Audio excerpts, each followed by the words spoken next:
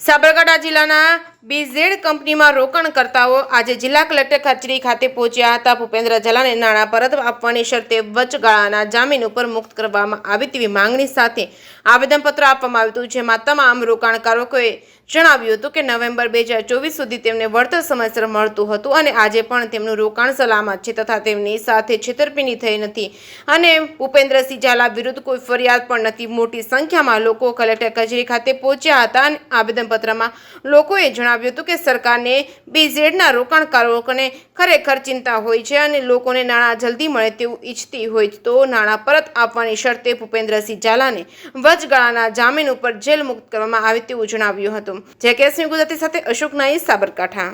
હું એટલું જ કહેવા માંગીશ કે હું પણ ઘણા ટાઈમથી રોકાણ કરેલું હતું અને મારા પૈસા રેગ્યુલર દર મહિનાની 5 તારીખે મળી જ જતા હતા અને 5 તારીખની 4 થતી હતી પણ કદી 5ની 6 નથી થઈ આજ સુધી।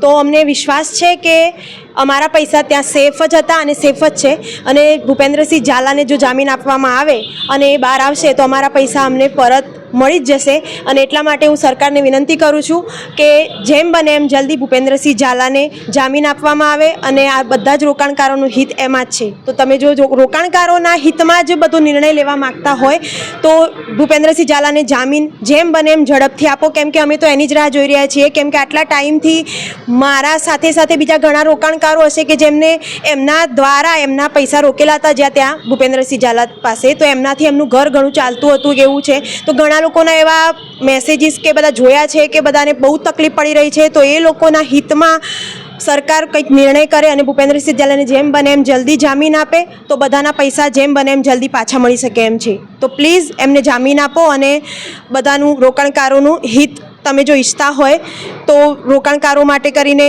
એમને પ્લીઝ જામીન આપો। તૃપ્તિ પુરોહિત। બીઝેડ કેસની અંદર ભૂપેન્દ્રસિંહ ઝાલા છેલ્લા 4 મહિનાથી જેલમાં બંધ છે।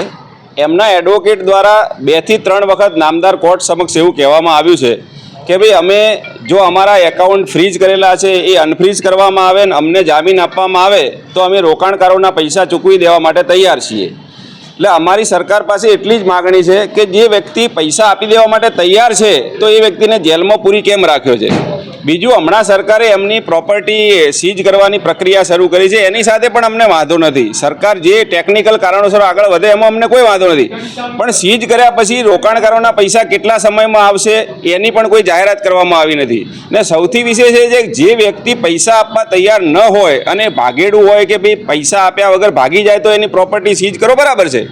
આ વ્યક્તિ જેલમાં બેઠા બેઠા એમ કહે છે હું તમામના પૈસા ચૂકવી દેવા માટે તૈયાર છું, તો એની પ્રોપર્ટી સીઝિંગની પ્રક્રિયા કરીને રોકાણકારોને બીજા 5-10 વર્ષ માટે રાહ જોડાવવાની શું જરૂર છે?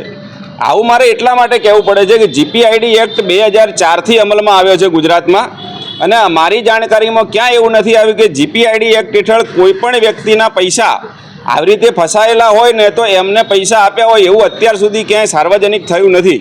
એટલે અમે મીડિયાના માધ્યમથી સરકાર સુધી અમારી વાત પહોંચાડવા માગીએ છીએ કે જો તમને રોકાણકારોનું જ હિત હોય અને સરકાર એવું ઈચ્છતી હોય કે રોકાણકારોના પૈસા જલ્દી મળી જાય તો એનો બેસ્ટ વિકલ્પ એ છે કે સરકારે એમને વચગાળાના જામીન ઉપર મુક્ત કરવા જોઈએ, જેથી કરીને આપણને પણ ખબર પડે કે ભૂપેન્દ્રસિંહે જે સોગંદનામું કર્યું છે એમના વકીલ દ્વારા એ સાચું છે ખોટું છે।